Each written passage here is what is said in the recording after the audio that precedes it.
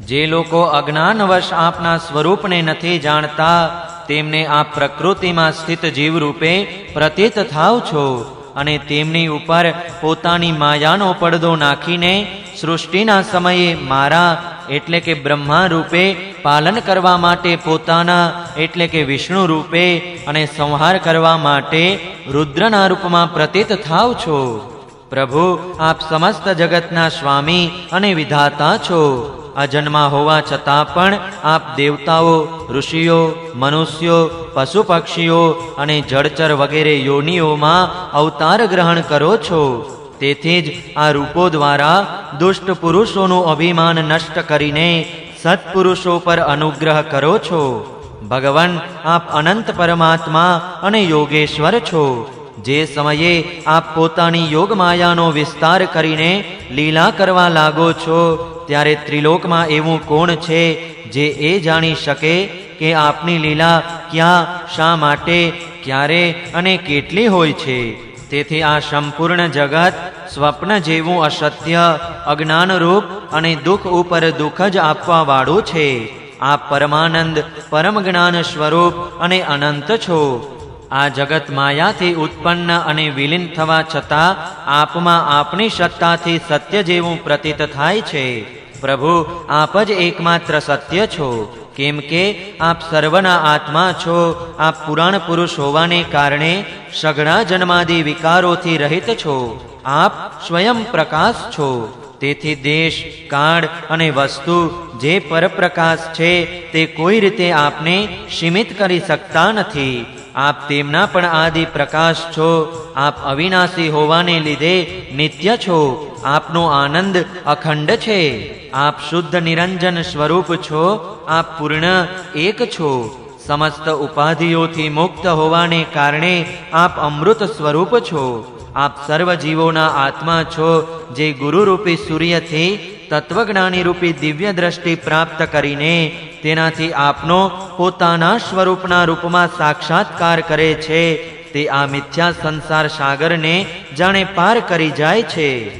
એટલે કે સંસાર સાગર મિથ્યા હોવાને કારણે તેમાંથી પાર થવું એમ કહેવું પણ અવિચારી દ્રષ્ટિથી જ છે। જે પુરુષ પરમાત્માને આત્મા રૂપે નથી જાણતા તેમને તે અજ્ઞાનને લીધે જ આ નામ રૂપાત્મક અખિલ પ્રપંચની ઉત્પત્તિનો ભ્રમ થઈ જાય છે। પરંતુ જ્ઞાન થતાં જ તેનો આત્યંતિક પ્રલય થઈ જાય છે।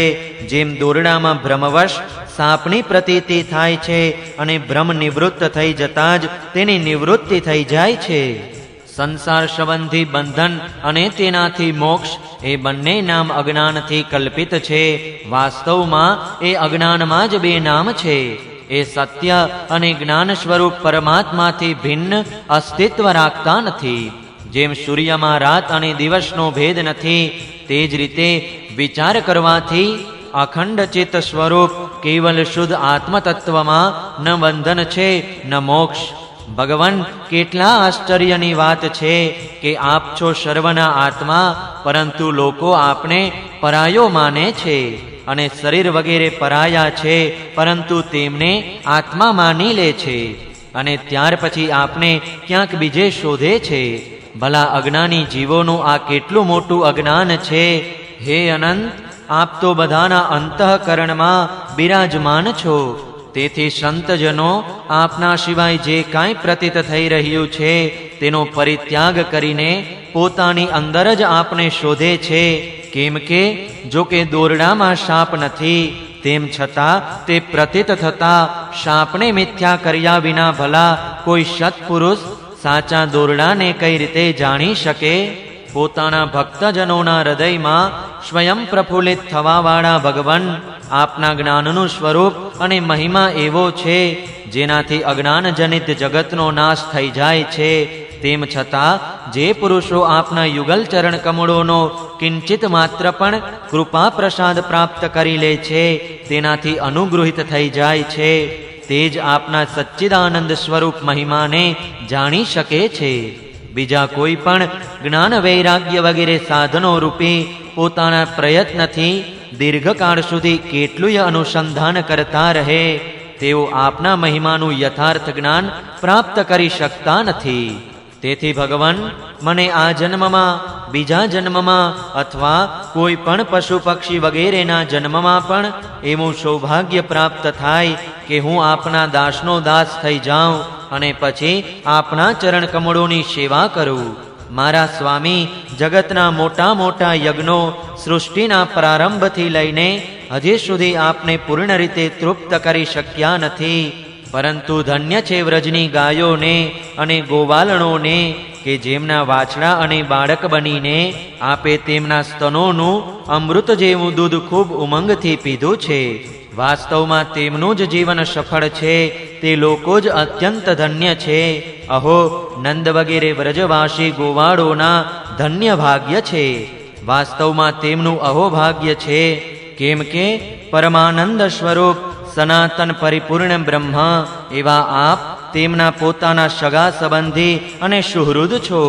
હે અચ્યુત, આ વ્રજવાસીઓના સૌભાગ્યનો મહિમા તો બાજુ પર રહ્યો. મન વગેરે 11 ઇન્દ્રિયોના અધિષ્ઠાતા દેવતાઓના રૂપમાં રહેનારા મહાદેવ વગેરે અમે લોકો ખૂબ જ ભાગ્યશાળી છીએ. કેમ કે આ વ્રજવાસીઓની મન વગેરે 11 ઇન્દ્રિયોને પ્યાલો બનાવીને અમે આપણા ચરણ કમળોના અમૃતથી પણ, મીઠા મદિરાથી પણ માદક મધુર મકરંદ રસનું પાન કરતા રહીએ છીએ.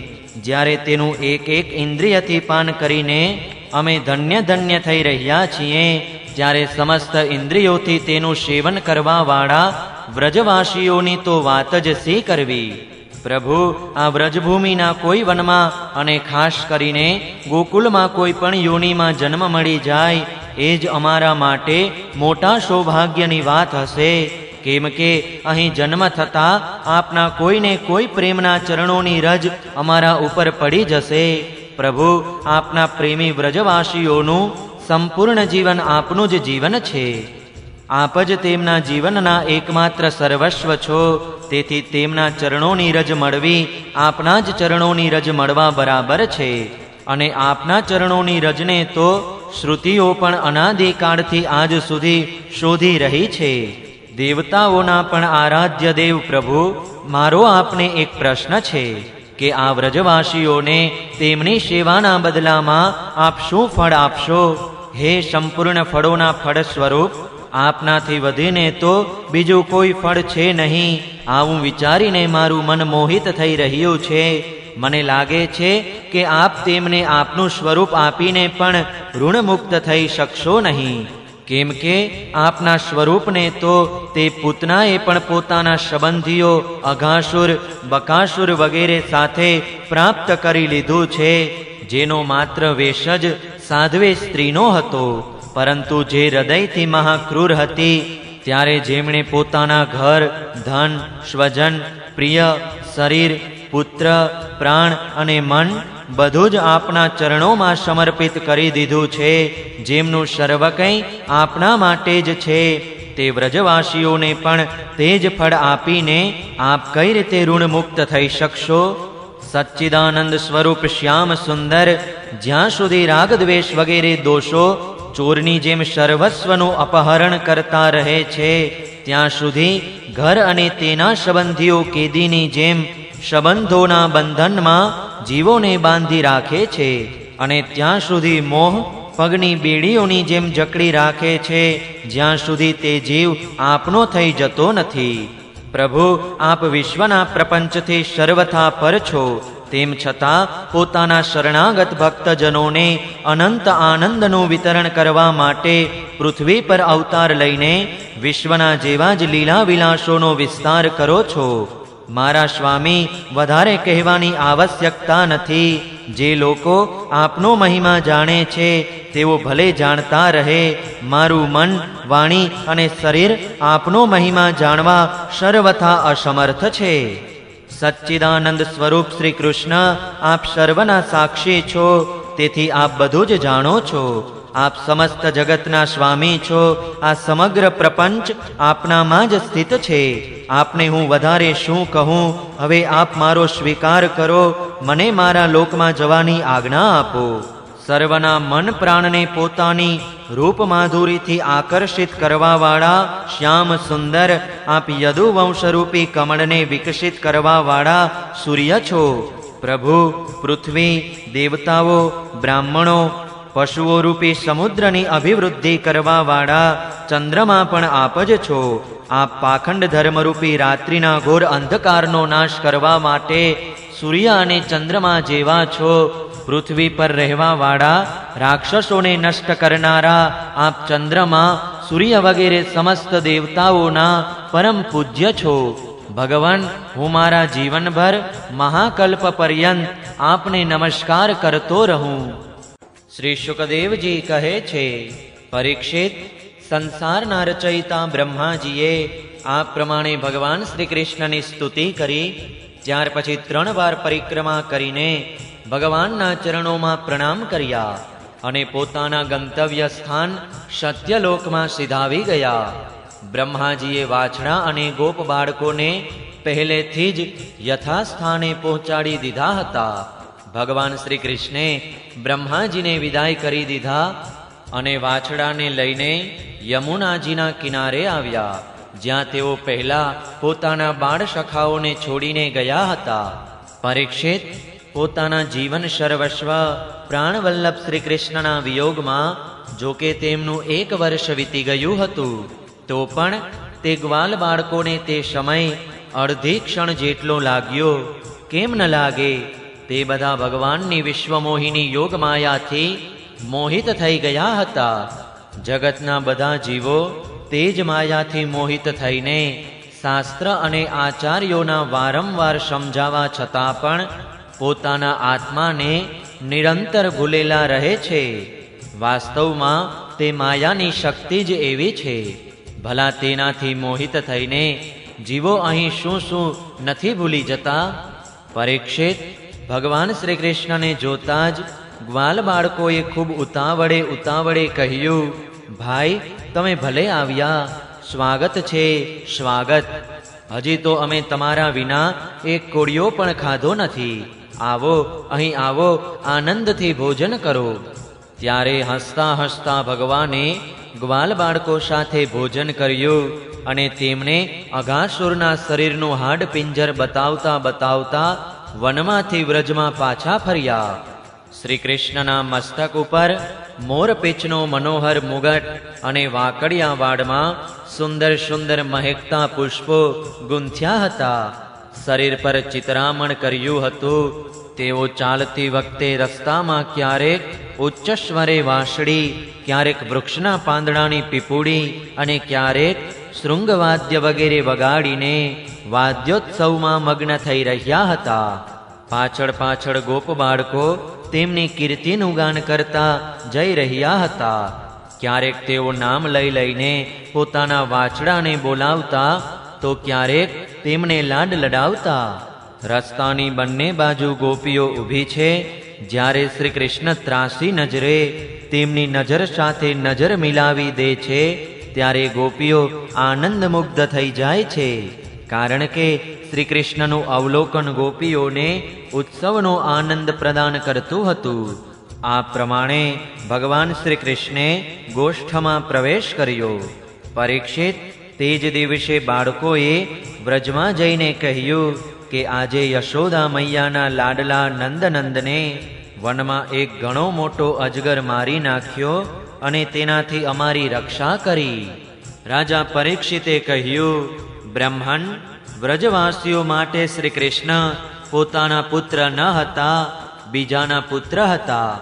પછી તેમનો શ્રી કૃષ્ણમાં આટલો પ્રેમ કેમ થયો? આવો પ્રેમ તો તેમનો પોતાના બાળકો પર પણ પહેલા ક્યારેય થયો ન હતો. આપ કૃપા કરીને બતાવો, આનું શું કારણ છે? શ્રી શુકદેવજી કહે છે, રાજન, સંસારના બધા પ્રાણીઓ પોતાના આત્મા સાથે જ સૌથી વધારે પ્રેમ કરે છે. પુત્ર, ધન અથવા બીજા કોઈની સાથે જે પ્રેમ હોય છે તે તો એટલા માટે છે કે તે વસ્તુઓ આપણા આત્માને પ્રિય લાગે છે. રાજેન્દ્ર, આ જ કારણ છે કે બધા પ્રાણીઓનો પોતાના આત્મા પ્રતિ જેવો પ્રેમ હોય છે તેવો પોતાના કહેવાનારા પુત્ર, ધન અને ઘર વગેરેમાં હોતો નથી. નૃપશ્રેષ્ઠ, જે લોકો શરીરને જ આત્મા માને છે તે પણ પોતાના શરીર સાથે જેટલો પ્રેમ કરે છે તેટલો પ્રેમ શરીરના સંબંધી, પુત્ર મિત્ર વગેરે સાથે નથી કરતા. થોડો વિવેક થતાં દેહમાં મમતા રહેલી હોય તો પણ તે દેહ આત્મા જેટલો પ્રિય નથી હોતો. કારણ કે આ શરીરના જીર્ણ શીર્ણ થઈ જવા છતાં જીવવાની આશા પ્રબળતાપૂર્વક રહે છે. આનાથી એ વાત સિદ્ધ થાય છે કે બધા પ્રાણીઓ પોતાના આત્મા સાથે જ સૌથી અધિક પ્રેમ કરે છે અને તેના માટે જ આ સંપૂર્ણ જગત સાથે પ્રેમ કરે છે. આ શ્રી કૃષ્ણને જ તમે બધા આત્માઓના આત્મા સમજો. સંસારના કલ્યાણ માટે જ યોગ માયાનો આશ્રય લઈને તેઓ અહીં શરીરધારી જેવા લાગે છે. જે લોકો ભગવાન શ્રી કૃષ્ણના વાસ્તવિક સ્વરૂપને જાણે છે તેમના માટે તો આ જગતમાં જે કાંઈ પણ ચરાચર પદાર્થો છે અથવા એનાથી પર પરમાત્મા, બ્રહ્મા, નારાયણ વગેરે જે ભગવત સ્વરૂપ છે બધા શ્રી કૃષ્ણ સ્વરૂપ જ છે. શ્રી કૃષ્ણ સિવાય બીજી કોઈ પ્રાકૃત અપ્રાકૃત વસ્તુ છે જ નહીં. બધી વસ્તુઓનું અંતિમ રૂપ તેના કારણમાં સ્થિત હોય છે. એ કારણના પરમ કારણ ભગવાન શ્રી કૃષ્ણ છે. ત્યારે ભલા બતાવો કઈ વસ્તુને શ્રી કૃષ્ણથી ભિન્ન કહેવી? જેમણે પુણ્ય કીર્તિ મુકુંદ મુરારીના પદ પંકજરૂપી નૌકાનો આશ્રય લીધો છે કે જે સત્પુરુષોનું સર્વસ્વ છે, તેમના માટે ભવસાગર વાછડાની ખરી જેવો છે. તેમને પરમપદની પ્રાપ્તિ થઈ જાય છે અને તેમના માટે વિપત્તિઓનું ઘર એવો આ સંસાર રહેતો નથી. પરીક્ષિત, તમે મને પૂછ્યું હતું કે ભગવાનના 5મા વર્ષની લીલા ગ્વાલ બાળકોએ 6ઠ્ઠા વર્ષમાં કઈ રીતે કહી. તેનું બધું રહસ્ય મેં તમને જણાવી દીધું. ભગવાન શ્રી કૃષ્ણની ગોપ બાળકો સાથે વનક્રીડા, અઘાસુરને મારવો, લીલા લીલા ઘાસથી છવાયેલી જમીન ઉપર બેસી ભોજન કરવું, અપ્રાકૃત રૂપધારી વાછડા અને ગોપ બાળકોનું પ્રગટ થવું તથા બ્રહ્માજી દ્વારા કરાયેલી આ મહાન સ્તુતિને જે મનુષ્યો સાંભળશે અથવા કહેશે તે બધાને ધર્મ, અર્થ, કામ અને મોક્ષની પ્રાપ્તિ થઈ જશે. પરીક્ષિત, આ પ્રમાણે શ્રી કૃષ્ણ અને બલરામજીએ કુમાર અવસ્થાને અનુરૂપ સંતા કુકડી, પાડો બાંધવી, વાંદરાની જેમ કૂદકા મારવા વગેરે અનેક લીલાઓ કરીને પોતાની કુમાર અવસ્થા વ્રજમાં જ વિતાવી દીધી. 10મા સ્કંધ પૂર્વાર્ધ અંતર્ગત બ્રહ્માસ્તુતિ નામનો 14મો અધ્યાય સમાપ્ત. જય શ્રી કૃષ્ણ. ઓમ નમો ભગવતે વાસુદેવાય. 15મો અધ્યાય ધેનુકાસુરનો ઉદ્ધાર અને ગોપ બાળકોને કાલી અનાગણા વિષથી બચાવવા. શ્રી શુકદેવજી કહે છે, પરીક્ષિત, હવે બલરામજી અને શ્રી કૃષ્ણે પૌગંડ અવસ્થામાં અર્થાત 6ઠ્ઠા વર્ષમાં પ્રવેશ કર્યો હતો. હવે તેમને ગાયો ચરાવવાની અનુમતિ મળી ગઈ હતી. તેઓ પોતાના મિત્ર ગ્વાલ બાળકોની સાથે ગાયો ચરાવવા વૃંદાવનમાં જતા અને પોતાના ચરણોથી વૃંદાવનને અત્યંત પાવન કરતા. વૃંદાવન ગાયો માટે લીલા લીલા ઘાસથી પરિપૂર્ણ અને રંગબેરંગી પુષ્પોની ખાણ બની ગયું હતું. આગળ આગળ ગાયો, તેમની પાછળ પાછળ વાંસળી વગાડતા શ્યામ સુંદર, તેમની સાથે બલરામજી અને પછી શ્રી કૃષ્ણનું યશોગાન કરતી ગ્વાલ મંડળી. આ પ્રમાણે વિહાર કરવા માટે તેમણે વૃંદાવનમાં પ્રવેશ કર્યો.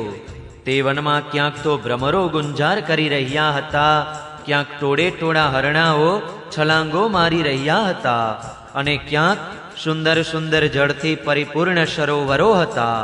તેમાં ખીલેલા કમળોની શોભરથી સુવાસિત થઈને શીતલ મંદ સુગંધ વાયુ તે વનની સેવા કરી રહ્યો હતો.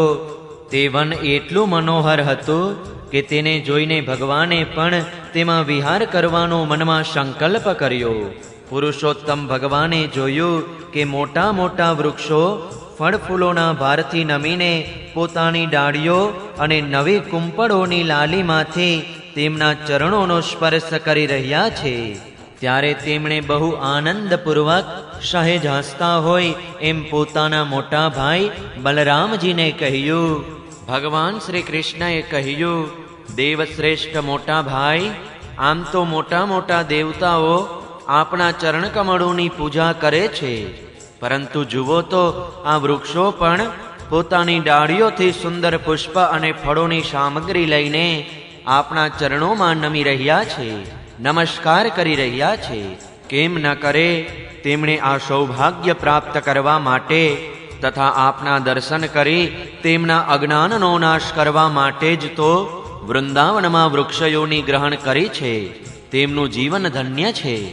આદિપુરુષ, જો કે આપ આ વૃંદાવનમાં પોતાના ઐશ્વર્યને છુપાવીને બાળકો જેવી લીલા કરી રહ્યા છો, છતાં આપના શ્રેષ્ઠ ભક્ત મુનિજનો પોતાના ઈષ્ટદેવને ઓળખીને અહીં પણ ઘણું કરીને ભ્રમરોના રૂપમાં આપના સમસ્ત લોક પાવન યશનું નિરંતર ગાન કરતા રહીને આપના ભજનમાં મગ્ન રહે છે. તેઓ એક ક્ષણ માટે પણ આપને ત્યજવા ઈચ્છતા નથી. મોટા ભાઈ, ખરેખર આપ જ સ્તુતિ કરવા યોગ્ય છો. જુઓ, આપને પોતાને ઘેર આવેલા જોઈને આ મયુરો આપના દર્શનથી આનંદિત થઈને નાચી રહ્યા છે. હરણીઓ મૃગનયની ગોપીઓ જેવી પોતાની સ્નેહભરી દ્રષ્ટિથી આપના પ્રતિ પ્રેમ પ્રગટ કરીને આપને પ્રસન્ન કરી રહી છે. આ કોયલો પોતાના મધુર કુહુ કુહુ ટહુકાથી આપનું કેટલું ભવ્ય સ્વાગત કરી રહી છે. આ બધા વનવાસી હોવા છતાં ધન્ય છે, કેમ કે સત્પુરુષોનો સ્વભાવ જ એવો હોય છે કે તે ઘરે આવેલા અતિથિને પોતાની પ્રિયમાં પ્રિય વસ્તુ ભેટ આપે છે. આજે અહીંની ભૂમિ લીલા લીલા ઘાસ સાથે આપના ચરણોનો સ્પર્શ પ્રાપ્ત કરીને ધન્ય થઈ રહી છે. અહીંના વૃક્ષો, ઘાસ અને લતાઓ આપની આંગળીઓનો સ્પર્શ મેળવી પોતાનું અહોભાગ્ય માની રહી છે. આપની કૃપાપૂર્ણ દ્રષ્ટિથી નદીઓ, પર્વતો, પશુ પક્ષીઓ બધા કૃતાર્થ થઈ રહ્યા છે. અને વ્રજની ગોપીઓ આપના વક્ષસ્થળનો સ્પર્શ પ્રાપ્ત કરીને, કે જેના માટે સ્વયં લક્ષ્મીજી પણ લાલાયિત રહે છે, ધન્ય થઈ રહી છે. શ્રી શુકદેવજી કહે છે, પરીક્ષિત, આ પ્રમાણે પરમ સુંદર વૃંદાવનને જોઈને ભગવાન શ્રી કૃષ્ણ ઘણા જ પ્રસન્ન થયા. તેઓ પોતાના મિત્ર ગોપ બાળકો સાથે ગોવર્ધનની તળેટીમાં યમુના કિનારે ગાયો ચારતા રહીને અનેક પ્રકારની લીલાઓ કરવા લાગ્યા. એક બાજુ ગોપ બાળકો ભગવાન શ્રી કૃષ્ણના ચરિત્રોનું ગાન કરી રહ્યા છે, તો બીજી બાજુ બલરામજીની સાથે વનમાળા પહેરેલા શ્રી કૃષ્ણ મદોન્મત ભમરાઓના મધુર ગાનમાં સૂર પુરાવીને મધુર સંગીતનો આલાપ કરી રહ્યા છે. ક્યારેક ક્યારેક શ્રી કૃષ્ણ મધુર સ્વરવાળા રાજહંસોના કૂજનનું અનુકરણ કરે છે અને ક્યારેક નૃત્ય કરતા મયુરોને નિહાળીને સ્વયં પણ નૃત્ય કરીને સૌને હસાવે છે. ક્યારેક મેઘ જેવી ગંભીર વાણીથી દૂર ચાલી ગયેલા પશુઓના નામ લઈ લઈને બહુ જ પ્રેમથી બોલાવે છે. તેમના કંઠની મધુર વાણી સાંભળીને ગાયો અને ગોવાળોનું ચિત્ત પણ પોતાના વશમાં રહેતું નથી. ક્યારેક ચકોર, ક્રૌચ, ચકવા, ચકવી, ભારદ્વાજ એટલે કે ચાતક અને મયુર વગેરે પક્ષીઓના જેવી બોલી બોલતા, તો ક્યારેક વાઘ, સિંહ વગેરેની ગર્જનાથી ગભરાયેલા પશુઓની જેમ પોતે પણ ભયભીત થયા હોય એવી લીલા કરતા હતા. જ્યારે બલરામજી રમતા રમતા થાકીને કોઈ ગોપ બાળકના ખોડામાં તકિયા પર માથું મૂકીને સૂઈ જતા, ત્યારે શ્રી કૃષ્ણ તેમની ચરણ સેવા કરતા, પંખો નાખતા અને આ પ્રમાણે પોતાના મોટા ભાઈના શ્રમનું નિવારણ કરતા. જ્યારે ગ્વાલ બાળકો નાચવા ગાવા લાગતા અથવા તાલ ઠોકી ઠોકીને એકબીજા સાથે કુસ્તી લડવા લાગતા, ત્યારે શ્યામ અને રામ બંને ભાઈઓ હાથમાં હાથ નાખીને ઊભા થઈ જતા અને હસી હસીને વાહ વાહ કરતા. ક્યારેક ક્યારેક સ્વયં શ્રી કૃષ્ણ પણ ગોપકુમારો સાથે કુસ્તી લડતા લડતા થાકી જઈને કોઈ સુંદર વૃક્ષ નીચે કોમળ પાંદડાઓની પથારી પર કોઈ ગોપકુમારના ખોળામાં મસ્તક મૂકી સૂઈ જતા. પરીક્ષિત, તે વખતે કોઈ પુણ્યાત્મા ગોપકુમારો મહાત્મા શ્રી કૃષ્ણની ચરણ સેવા કરતા અને બીજા નિષ્પાપ બાળકો તેમને મોટા મોટા પાંદડાથી અથવા પોતાના ઉપવસ્ત્રથી પવન ઢોળતા. કોઈના હૃદયમાં પ્રેમની ધારા પ્રવાહિત થતા તેઓ ધીરે ધીરે મહામના ભગવાન શ્રી કૃષ્ણની લીલાઓને અનુરૂપ તેમને મનપસંદ મનોહર ગીત ગાવા લાગતા. ભગવાને આ પ્રમાણે પોતાની યોગ માયાથી પોતાના ઐશ્વર્યને છુપાવી રાખ્યું હતું. તેઓ એવી લીલાઓ કરતા કે જે બરાબર ગોપકુમારોના જેવી જ લાગતી. સ્વયં ભગવતી લક્ષ્મીજી નિરંતર જેમના ચરણોની સેવામાં રહે છે તે જ ભગવાન આ ગામડાના બાળકોની સાથે ઘણા જ પ્રેમથી રમતો રમે છે. પરીક્ષિત, આમ થવા છતાં પણ તેમની ઐશ્વર્યયુક્ત લીલાઓ પણ ક્યારેક ક્યારેક પ્રગટ થઈ જતી હતી.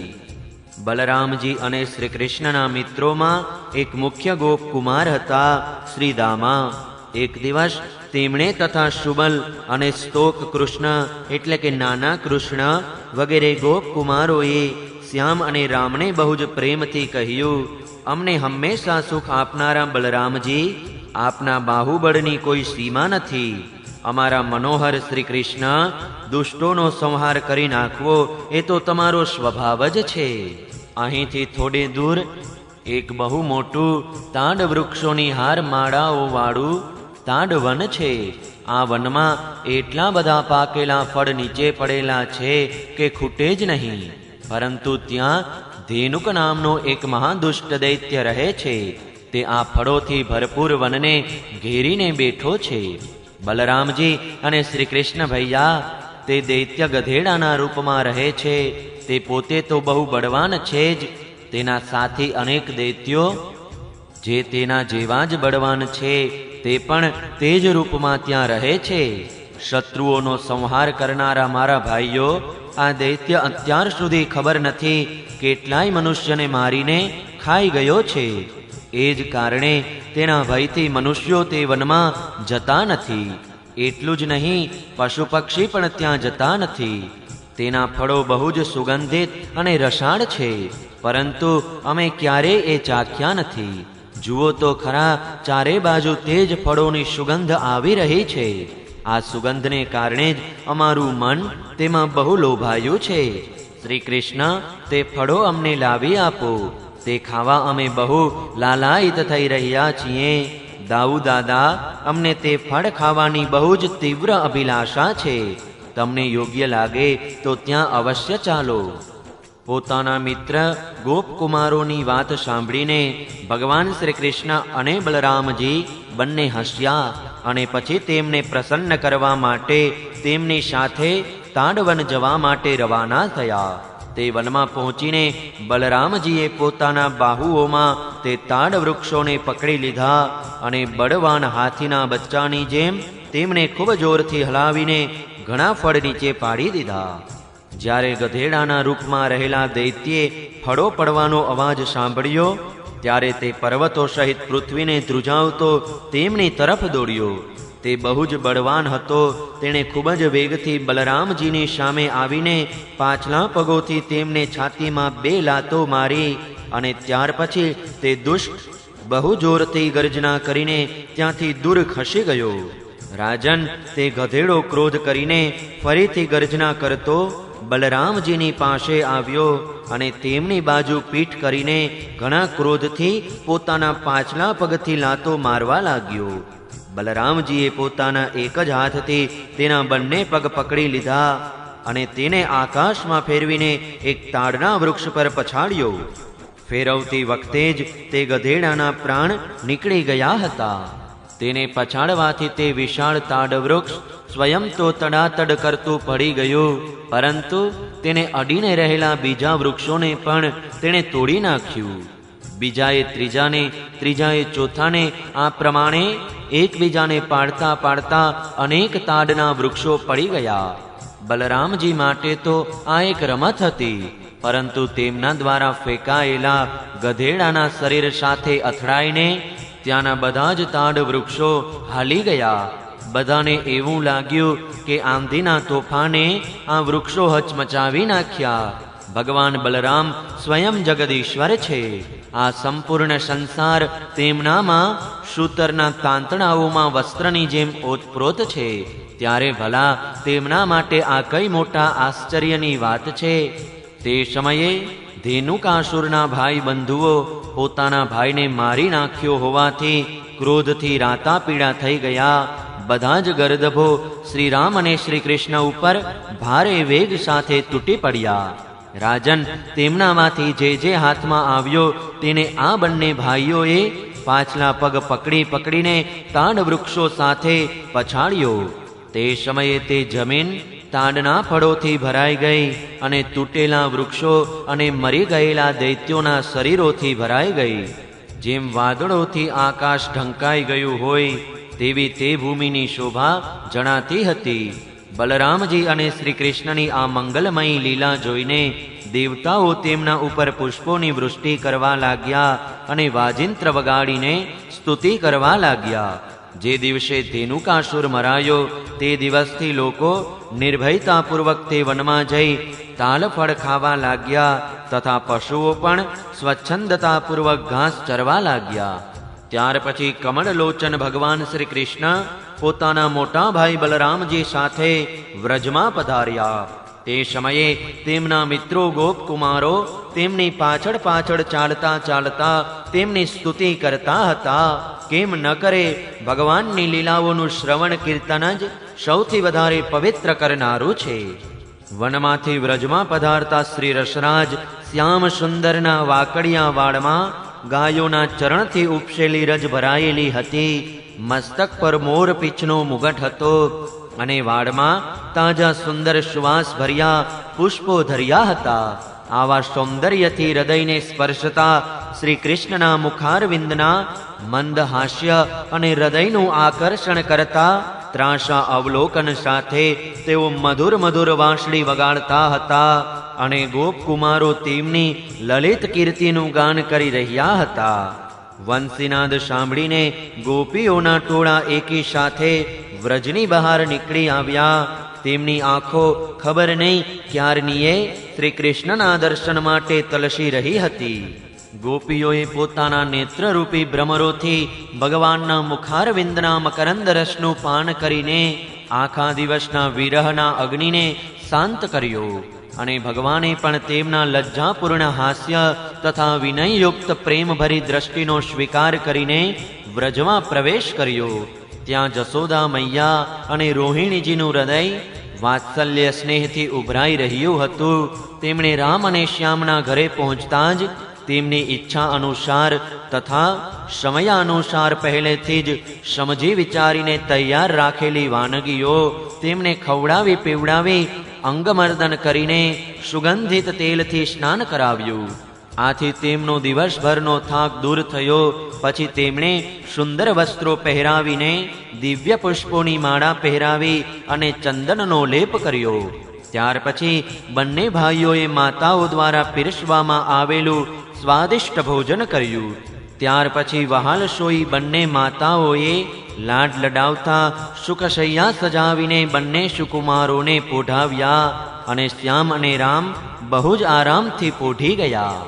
ભગવાન શ્રી કૃષ્ણ આ પ્રમાણે વૃંદાવનમાં અનેક લીલાઓ કરતા હતા.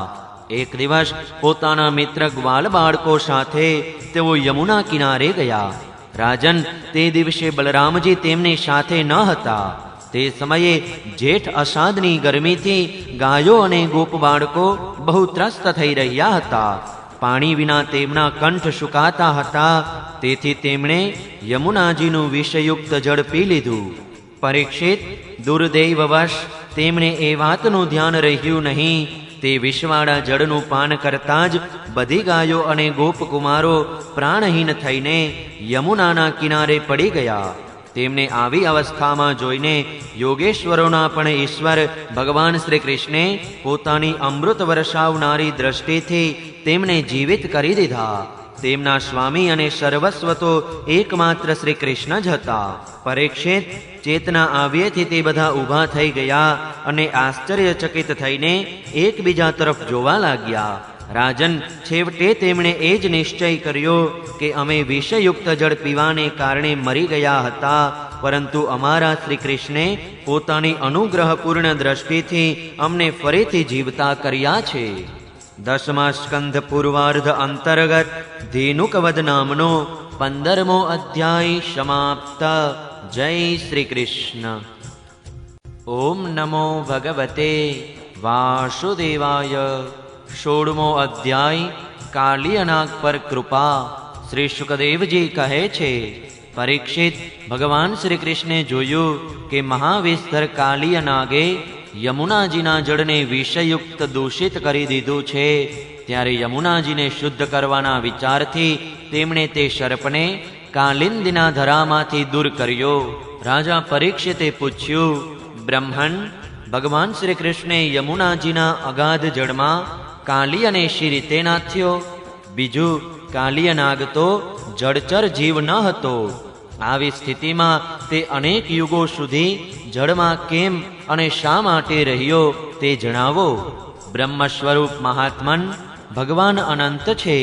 તેઓ પોતાની લીલા પ્રગટ કરીને સ્વચ્છંદ વિહાર કરે છે. ગોપાલ રૂપમાં તેમણે જે ઉદાર લીલાઓ કરી છે તે તો અમૃત સ્વરૂપ છે. ભલા તેના સેવનથી કોઈ તૃપ્ત થઈ શકે છે? શ્રી શુકદેવજીએ કહ્યું, પરીક્ષિત, યમુનાજીમાં કાલિયનાગનો ધરો છે. તેનું જળ કાલિયનાગના વિષાગ્નિથી ખડખડ ઉકળ્યા કરે છે. ત્યાં સુધી કે તેના ઉપરથી ઉડનારા પક્ષીઓ તે જ્વાળાથી બેભાન બનીને તેમાં પડી જતા હતા. તેના તીવ્ર વિષવાળા જળના ઉત્તુંગ તરંગોમાંથી ઉડી ઉડીને જલબિંદુ પવન સાથે જ્યાં જ્યાં કિનારા ઉપર પડતા હતા તે ત્યાંના પશુ પક્ષી, પ્રાણીઓ, વૃક્ષો અને વેલાઓનો નાશ કરી નાખતા હતા. પરીક્ષિત, ભગવાનનો અવતાર તો દુષ્ટોનું દમન કરવા માટે થાય જ છે. જ્યારે તેમણે જોયું કે તે સાપના ઝેરનો વેગ બહુ પ્રચંડ છે અને તે ભયાનક વિષ જ તેનું મોટું બળ છે, ત્યાં તેના કારણે મારા વિહાર સ્થાન યમુનાજી પણ દૂષિત થઈ ગયા છે. ત્યારે ભગવાન શ્રી કૃષ્ણ કેડ બાંધીને એક બહુ ઊંચા કદમના વૃક્ષ ઉપર ચડી ગયા અને ત્યાંથી પહેલવાનની માફક સાથળ ઉપર તાલ ઠોકીને તે વિષયુક્ત જળમાં કૂદી પડ્યા. યમુનાજીનું જળ સાપના ઝેરને લીધે પહેલેથી જ ઉકળી રહ્યું હતું. તેના તરંગો લાલ પીળા અને ભયંકર રીતે ઉછળી રહ્યા હતા.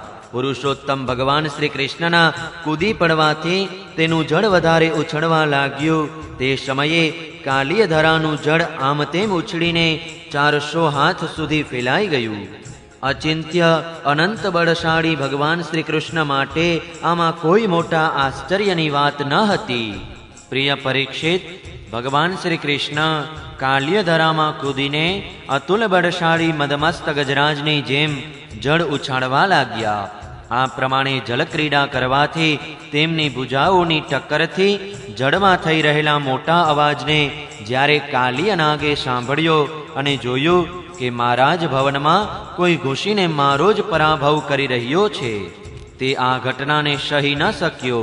તે ગુસ્સે થઈને ભગવાન શ્રી કૃષ્ણની સામે આવી ગયો. તેણે જોયું કે સામે એક શ્યામ સુંદર બાળક છે. વર્ષા ઋતુના મેઘ જેવું અત્યંત સુકુમાર તેનું શરીર છે. તેમાં પરોવાઈને આંખો ખસવાનું નામ જ લેતી નથી.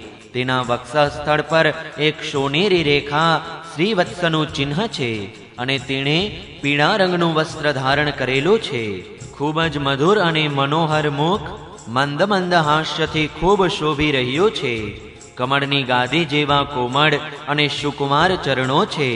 આટલું આકર્ષણરૂપ હોવા છતાં જ્યારે કાલિયનાગે જોયું કે આ બાળક સહેજ પણ ભયભીત થયા વિના આ ઝેરીલા જળમાં આનંદથી રમી રહ્યો છે, ત્યારે તેનો ક્રોધ વધારે ઉગ્ર બન્યો. શ્રી કૃષ્ણના મર્મસ્થાનમાં દંશ મારીને તે પોતાની કાયાથી શ્રી કૃષ્ણને વીંટળાઈ વળ્યો. ભગવાન શ્રી કૃષ્ણ નાગપાશમાં બંધાઈને અચેત થઈ ગયા. આ જોઈને તેમના પ્રિય મિત્રો ગોપ બાળકો બહુ દુઃખી થઈ ગયા, કેમ કે તેમણે પોતાના શરીર, સુહૃદ, ધન સંપત્તિ, સ્ત્રી પુત્ર, ભોગ અને કામનાઓ બધું જ શ્રી કૃષ્ણને જ સમર્પિત કરી દીધું હતું. ગાયો, બળદ, વાછરડા, વાછરડીઓ વગેરે પુષ્કળ આક્રંદ કરવા લાગ્યા અને ભગવાન શ્રી કૃષ્ણ સામું જોઈ જોઈને રોવા લાગ્યા. તેઓ સ્થિર નજરે હાલ્યા ચાલ્યા વિના શ્રી કૃષ્ણ તરફ જોઈ રહ્યા. આ બાજુ વ્રજમાં પૃથ્વી, આકાશ અને શરીરોમાં મોટા ભયંકર 3 પ્રકારના ઉત્પાતો ઊભા થઈ ગયા, જે એ વાતની આગાહી કરી રહ્યા હતા કે બહુ જલ્દીથી જ કોઈ અશુભ ઘટના થવાની છે. નંદ બાવા વગેરે ગોપોએ પહેલા તો તે અપશુકનને જોયા અને બાદમાં એવું જાણ્યું કે આજે શ્રી કૃષ્ણ બલરામને લીધા વિના ગાયો ચરાવવા એકલા ગયા છે. ત્યારે તેઓ ભયથી વ્યાકુળ થઈ ગયા. તેઓ ભગવાનનો પ્રભાવ જાણતા ન હતા, તેથી તે અપશુકનોને જોઈને તેમના મનમાં એવી શંકા થઈ કે આજે તો શ્રી કૃષ્ણનું મૃત્યુ જ થઈ ગયું હશે. તેઓ તે જ ક્ષણે દુઃખ શોકથી વ્યાકુળ થઈ ગયા. કેમ ન થાય? શ્રી કૃષ્ણ જ તેમના પ્રાણ, મન અને સર્વસ્વ હતા. પ્રિય પરીક્ષિત, વ્રજના બાળકો, વૃદ્ધો અને સ્ત્રીઓનો સ્વભાવ ગાયો જેવો જ વાત્સલ્ય ભર્યો હતો. તેઓ મનમાં આવો વિચાર આવતા જ અત્યંત દીન બની ગયા અને પોતાના પ્રિય કનૈયાને જોવાની ઉત્કલ લાલસાથી ઘરબાર છોડીને નીકળી પડ્યા. બલરામજી સ્વયં ભગવાનનું સ્વરૂપ હોવાથી સર્વશક્તિમાન છે. જ્યારે વ્રજવાસીઓને આટલા દુઃખી અને આતુર જોયા ત્યારે તેમને હસવું આવ્યું, પરંતુ તેઓ કાંઈ બોલ્યા નહીં, ચૂપ રહ્યા, કેમ કે તેઓ પોતાના નાના ભાઈ શ્રી કૃષ્ણનો પ્રભાવ સારી રીતે જાણતા હતા. વ્રજવાસીઓને પોતાના પ્રિય શ્રી કૃષ્ણને શોધવામાં કોઈ બહુ મુશ્કેલી ન પડી, કારણ કે રસ્તામાં તેમને ભગવાનના ચરણ ચિહ્નો દેખાતા હતા. યવ, કમળ, અંકુશ, ધ્વજ વ્રજથી યુક્ત હોવાથી તેમના ચરણ ઓળખાઈ જતા હતા. આ પ્રમાણે તેઓ યમુના કિનારે જવા લાગ્યા. પરીક્ષિત, રસ્તામાં ગાયો અને બીજાઓના ચરણ ચિહ્નોની વચ્ચે વચ્ચે ભગવાનના ચરણ ચિહ્ન પણ દેખાતા હતા. તેમાં કમળ, યવ, અંકુશ, વ્રજ અને ધ્વજાના ચિહ્ન સ્પષ્ટ હતા. તેમને જોતા જોતા તેઓ બહુ ઉતાવળા ચાલ્યા. તેમણે દૂરથી જ જોયું કે કાલિયધરામાં કાલિય નાગના પાશમાં બંધાયેલા શ્રી કૃષ્ણ અચેત થઈ રહ્યા છે. ધરાની આજુબાજુ ગ્વાલ બાળકો પણ અચેત પડેલા છે અને ગાયો, બળદ, વાછરડા વગેરે બહુ જ આર્તસ્વરથી આક્રાંત કરી રહ્યા છે. આ બધું જોઈને તે બધા ગોપો અત્યંત વ્યાકુળ થઈ છેવટે મૂર્છિત થઈ ગયા. ભગવાનમાં અત્યંત અનુરાગવાળા ગોપીજનો શ્રી કૃષ્ણના સ્નેહ, સ્મિતહાસ્ય, કૃપાભર્યા અવલોકન અને મધુર વાણીનું સ્મરણ કરીને આજે કાલિયનાગના વશમાં બંધાયેલા પ્યારા શ્રી કૃષ્ણને જોઈને દુઃખમાં ડૂબી ગયા. તેમને ભારે બળતરા થઈ પોતાના પ્રાણવલ્લભ જીવન સર્વસ્વ વિના ત્રણેય લોક સૂના દેખાવા લાગ્યા. માતા યશોદા તો પોતાના લાડલા લાલની પાછળ કાલિયધરામાં કૂદી પડવા જતા હતા, પરંતુ ગોપીઓએ તેમને પકડી લીધા. તેમના હૃદયમાં પણ એવી જ પીડા હતી. તેમની આંખોમાંથી પણ આંસુઓની જડી વરસી રહી હતી. જેમના શરીરમાં ચેતના હતી તેઓ વ્રજમોહન શ્રી કૃષ્ણની પૂતનાવધ વગેરે પ્રિય પ્રિય ઐશ્વર્યયુક્ત લીલાઓ કહી કહીને યશોદાજીને ધીરજ આપતા હતા, પરંતુ મોટે ભાગે તો બધા મુર્દા જેવા થઈ પડી ગયા હતા. પરીક્ષિત, નંદ બાવા વગેરેના જીવન પ્રાણ તો શ્રી કૃષ્ણ જ હતા. તેઓ શ્રી કૃષ્ણ માટે કાલિયધરામાં ઘૂસવા લાગ્યા. આ જોઈને શ્રી કૃષ્ણનો પ્રભાવ જાણનારા બલરામજીએ કોઈકને સમજાવીને, કોઈકને બળપૂર્વક અને કોઈકને હૃદયમાં પ્રેરણા આપીને રોકી લીધા. પરીક્ષિત, આ સર્પના શરીરથી બંધાઈ જવું એ તો શ્રી કૃષ્ણની મનુષ્ય જેવી એકમાત્ર લીલા હતી. જ્યારે તેમણે જોયું કે વ્રજના બધા લોકો, સ્ત્રીઓ, બાળકો સહિત મારા માટે આ પ્રમાણે અત્યંત દુઃખી થઈ રહ્યા છે અને ખરેખર મારા સિવાય આમનો બીજો કોઈ સહારો પણ નથી, ત્યારે તેઓ એક ઘડી સુધી સર્પના બંધનમાં રહીને તેમાંથી છૂટી ગયા.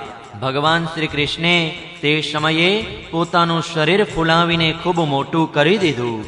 તેથી સર્પના શરીરના આંકડા તૂટવા લાગ્યા. તે પોતાનો ભરડો છોડીને અલગ ઊભો રહ્યો અને ક્રોધમાં રાતો પીળો થઈને ફણાઓ ઊંચી કરીને ફૂફાડા મારવા લાગ્યો. લાગ મળતા જ શ્રી કૃષ્ણને ડસવા માટે તેમના તરફ ટળી ટળીને જોવા લાગ્યો. તે સમયે તેના 2 નાસિકાના છિદ્રો, 2 આંખોના છિદ્રો અને 1 મુખ એમ 5 છિદ્રોમાંથી વિષ કાઢવા લાગ્યો. તેની આંખો સ્થિર હતી અને એટલી લાલ લાલ થઈ ગઈ હતી કે જાણે તપાવેલી કઢાઈ હોય. તેના મુખમાંથી આગની જ્વાળાઓ નીકળતી હતી. તે સમયે કાલિયનાગ પોતાની ચિરાયેલી જીભથી લપકારા લેતો પોતાના હોઠ ચાટી રહ્યો હતો અને પોતાના વિકરાળ આંખોથી વિષની જ્વાળાઓ ઓકતો હતો. પોતાના વાહન ગરુડની જેમ ભગવાન શ્રી કૃષ્ણ તેની સાથે ક્રીડા કરતા રહીને પેતરા બદલવા લાગ્યા. આ પ્રમાણે પેતરા બદલતા બદલતા સાપનું બળ ક્ષીણ થઈ ગયું. ત્યારે ભગવાન શ્રી કૃષ્ણે તેના મોટા મોટા માથાને થોડાક દબાવી દીધા અને કૂદીને તેના ઉપર સવાર થઈ ગયા. કાલિયનાગના મસ્તકો પર લાલ લાલ અનેક મણિ હતા. તેના સ્પર્શથી ભગવાનના ચરણોના કોમળ તળિયાની લાલીમાં વિશેષ વધી ગઈ. નૃત્યગાન વગેરે સમસ્ત કળાઓના આદિ પ્રવર્તક ભગવાન શ્રી કૃષ્ણ માથા ઉપર કળાપૂર્ણ નૃત્ય કરવા લાગ્યા. ભગવાનના પ્રિય ભક્તો, ગંધર્વો, સિદ્ધો, દેવતાઓ, ચારણો અને દેવાંગનાઓએ જ્યારે જોયું કે ભગવાન નૃત્ય કરવા ઈચ્છે છે ત્યારે તેઓ બહુ જ પ્રેમથી મૃગંદ, ઢોલ, નગારા વગેરે વાજિંત્ર વગાડતા, સુંદર સુંદર ગીતો ગાતા, પુષ્પોની વૃષ્ટિ કરતા અને પોતાને ન્યોછાવર કરતા રહીને અનેક પ્રકારની ભેટો લઈ લઈને તે સમયે ભગવાન પાસે આવી પહોંચ્યા. પરીક્ષિત, કાલિયનાગના 101 માથા હતા. તે તેના જે માથાને નમાવતો ન હતો તેને પ્રચંડ દંડધારી ભગવાન પોતાના ચરણથી ઠોકર મારીને કચડી નાખતા હતા. આથી કાલિયનાગની જીવન શક્તિ ક્ષીણ થવા લાગી. તે મુખ અને નાકમાંથી લોહી ઓકવા લાગ્યો અને છેવટે તે બેહોશ થઈ ગયો. જરા પણ ચેતના હોત તો તે પોતાની આંખોમાંથી વિષ કાઢવા લાગતો અને ક્રોધથી જોર જોરથી ફૂફાડા મારતો. આ પ્રમાણે તે પોતાના માથામાંથી જે માથાને ઉપર ઉઠાવતો તેને નૃત્ય કરી રહેલા શ્રી કૃષ્ણ પોતાના ચરણોની ઠોકરથી નમાવીને કચડી નાખતા. તે સમયે પુરાણ પુરુષોત્તમ ભગવાન શ્રી કૃષ્ણના ચરણો પર જે લોહીના બુંદો પડતા હતા તેનાથી એવું લાગતું હતું જાણે ગંધર્વ વગેરે દેવતાઓ દ્વારા લાલ પુષ્પોથી તેમની પૂજા થઈ રહી છે. પરીક્ષિત, ભગવાનના આ અદ્ભુત તાંડવ નૃત્યથી કાલિયના ફણારૂપ છત્રો છિન્ન ભિન્ન થઈ ગયા. તેનું એક એક અંગ ચૂરેચૂરા થઈ ગયું અને મોઢામાંથી લોહીની ઉલટી કરવા લાગ્યો. હવે તેને સંપૂર્ણ જગતના આદિ શિક્ષક પુરાણ પુરુષોત્તમ ભગવાનની સ્મૃતિ થઈ. તે મનથી ભગવાનના શરણોમાં ગયો. સંપૂર્ણ વિશ્વ ભગવાન શ્રી કૃષ્ણના ઉદરમાં છે. તેથી તેમના ભારે વજનથી કાલિયનાગના શરીરની એક એક ગાંઠ ઢીલી પડી ગઈ. તેમના ચરણોની ઠોકરથી તેના છત્ર જેવી ફણાઓ છિન્ન ભિન્ન થઈ ગઈ. પોતાના પતિની આવી દશા જોઈને તેની પત્નીઓ ભગવાનના શરણમાં આવી. તેઓ અત્યંત અધીરી થઈ રહી હતી. ભયને લીધે તેમના વસ્ત્રો આભૂષણો અસ્તવ્યસ્ત થઈ ગયા હતા અને વાળ પણ વિખેરાઈ ગયા હતા. તે સમયે બહુ ગભરાયેલી તે સાધ્વી નાગપત્નીઓ પોતાના બાળકોને આગળ કરીને ભગવાનના ચરણોમાં ઢળી પડી અને હાથ જોડીને તેમણે સમસ્ત પ્રાણીઓના એકમાત્ર સ્વામી ભગવાન શ્રી કૃષ્ણને પ્રણામ કર્યા. ભગવાન શ્રી કૃષ્ણને શરણાગત વત્સલ જાણીને પોતાના અપરાધી પતિને છોડાવવાની ઈચ્છાથી તેમણે ભગવાનનું શરણું લીધું. નાગપત્નીઓએ કહ્યું, પ્રભુ, આપનો આ અવતાર જ દુષ્ટોને દંડ આપવા માટે થયો છે. તેથી આ અપરાધીને દંડ આપવો એ બધી રીતે યોગ્ય છે. પરંતુ આપની દ્રષ્ટિમાં શત્રુ અને પુત્રનો કોઈ ભેદભાવ નથી. તેથી આપ જે કોઈને દંડ આપો છો તે તેના પાપનું પ્રાયશ્ચિત કરવા અને તેનું પરમ કલ્યાણ કરવા માટે જ આપો છો. આપે અમારા લોકો ઉપર બહુ મોટો અનુગ્રહ કર્યો છે. આ તો આપનો કૃપા પ્રસાદ જ છે. કેમ કે આપ જે દુષ્ટોને દંડ આપો છો તેનાથી તેના બધા પાપો નાશ થઈ જાય છે. આ સર્પના અપરાધી હોવામાં તો કોઈ શંકા જ નથી. જો આ અપરાધી ન હોત તો આને સર્પયોની જ મળી ન હોત. તેથી અમે સાચા હૃદયથી આપના આ ક્રોધને પણ અનુગ્રહ જ સમજીએ છીએ. જરૂર પૂર્વજન્મમાં આ સર્પે સ્વયં અમાની બનીને બીજાઓનું સન્માન કરીને કોઈ મોટું તપ કર્યું હશે, અથવા સર્વ પ્રાણીઓ પર દયા રાખીને આણે બહુ મોટો ધર્મ કર્યો હશે. તેથી તો આપ તેના ઉપર સંતુષ્ટ થયા છો. કેમ કે સર્વજીવન સ્વરૂપ આપની પ્રસન્નતાનું તે જ કારણ છે. ભગવાન, અમને સમજાતું નથી કે આ તેની કઈ સાધનાનું ફળ છે જેથી તે આપના ચરણોની ધૂળનો સ્પર્શ પામવાનો અધિકારી બની ગયો. આપની ચરણરજ એટલી દુર્લભ છે કે તેના માટે આપણા અર્ધાંગીની લક્ષ્મીજીને પણ ઘણા સમય સુધી તમામ ભોગોનો ત્યાગ કરીને નિયમોનું પાલન કરતા રહીને તપસ્યા કરવી પડી હતી. પ્રભુ, જે આપની ચરણરજનું શરણ લે છે તે ભક્તો સ્વર્ગનું રાજ્ય અથવા પૃથ્વીનો ભોગ ઈચ્છતા નથી, અને ન તો તેઓ રસાતળનું રાજ્ય ઈચ્છે છે કે ન બ્રહ્માજીનું પદ પણ. તેમને અણિમાદી યોગ સિદ્ધિઓની પણ ઈચ્છા નથી, ત્યાં સુધી કે તેઓ જન્મ મૃત્યુથી છોડાવનારા કૈવલ્ય મોક્ષની પણ ઈચ્છા રાખતા નથી. સ્વામી, આ નાગરાજ તમોગુણી યોનિમાં ઉત્પન્ન થયો છે અને અત્યંત ક્રોધી છે. છતાં તેને આપની તે પરમ પવિત્ર ચરણરજ પ્રાપ્ત થઈ જે બીજાઓને માટે દુર્લભ છે, તથા જેને પ્રાપ્ત કરવાની ઈચ્છા માત્રથી જ સંસારના ચક્રાવમાં પડેલા જીવોને સંસારના વૈભવની તો વાત જ સી મોક્ષની પ્રાપ્તિ થઈ જાય છે. પ્રભુ, અમે આપને પ્રણામ કરીએ છીએ. આપ અનંત અને અચિંત્ય ઐશ્વર્યના નિત્ય નિધિ છો. આપ સર્વના અંતઃકરણમાં વિરાજવા છતાં પણ અનંત છો. આપ સમસ્ત પ્રાણીઓ અને પદાર્થોના રૂપમાં વિદ્યમાન છો. આપ પ્રકૃતિથી પર સ્વયં પરમાત્મા છો. આપ બધા જ જ્ઞાન અને અનુભવોના ભંડાર છો. આપનો મહિમા અને શક્તિ અનંત છે. આપનું સ્વરૂપ અપ્રાકૃત, દિવ્ય, ચિન્મય છે. પ્રાકૃતિક ગુણો અને વિકારોનો આપ ક્યારેય સ્પર્શ સુદ્ધા કરતા નથી.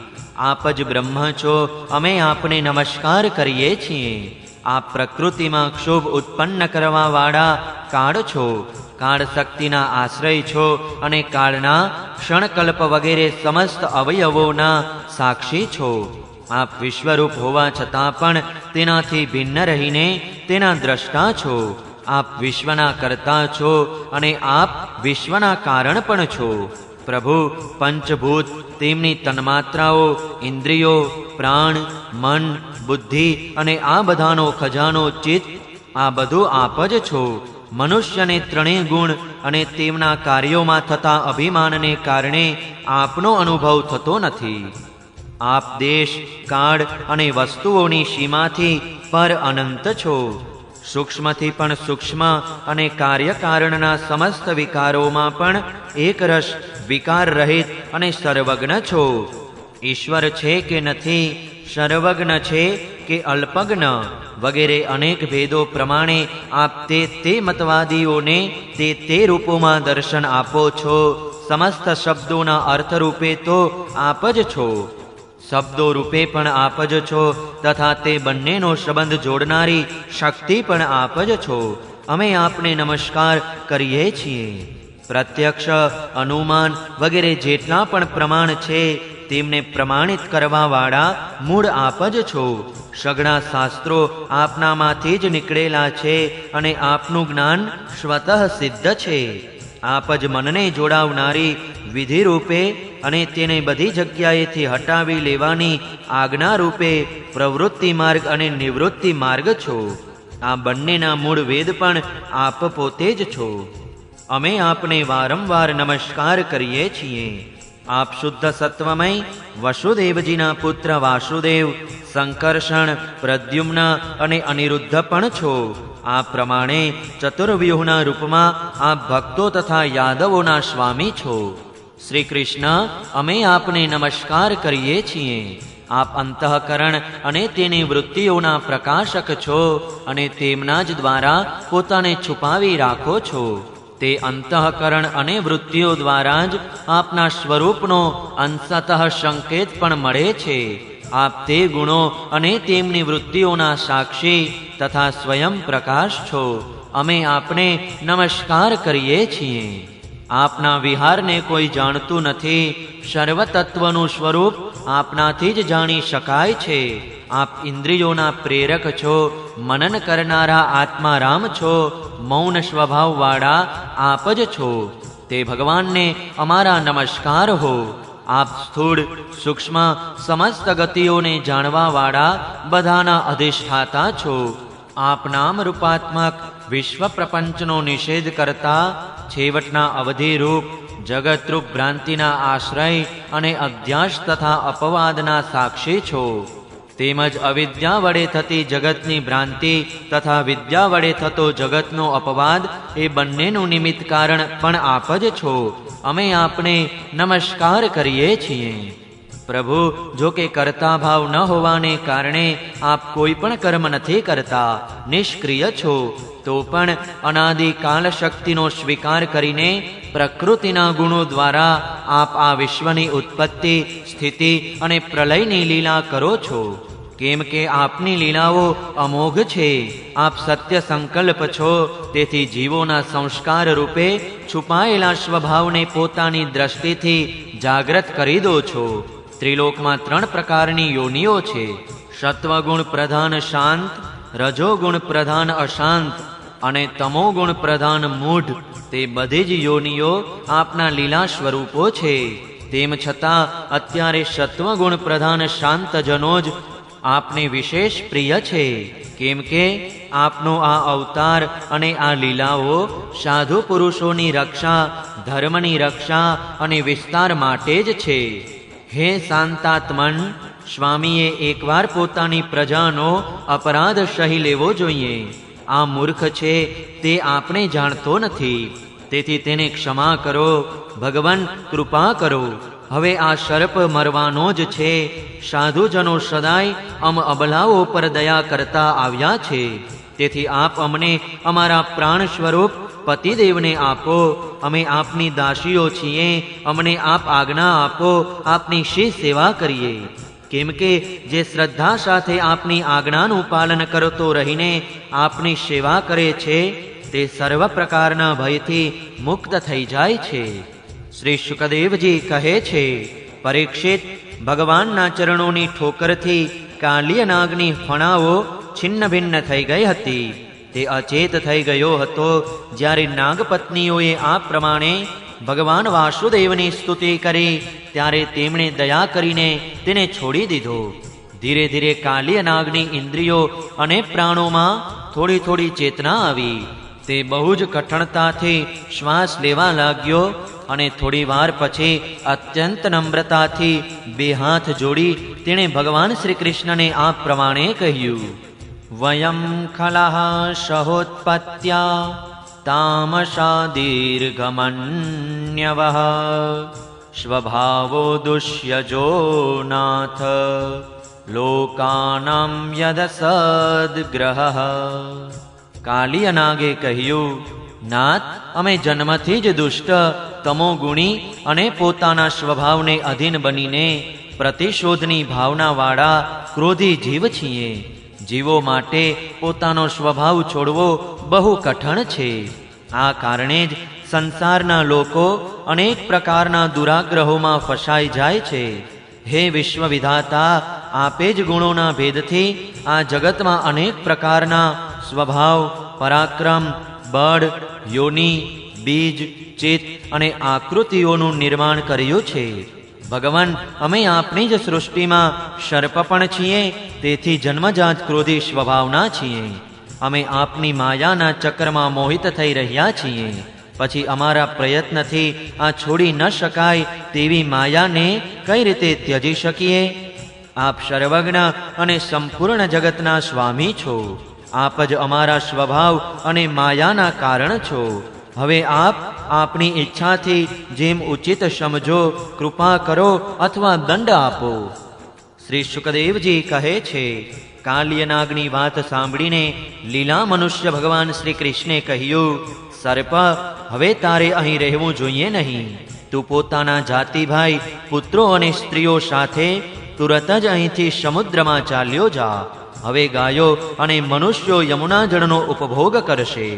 મેં તને આજ્ઞા કરી તેને જે કોઈ મનુષ્ય પ્રાતઃકાળે અને સાયંકાળે સાંભળશે કે વાંચશે તેને સર્પથી ક્યારેય ભય ન થાવ.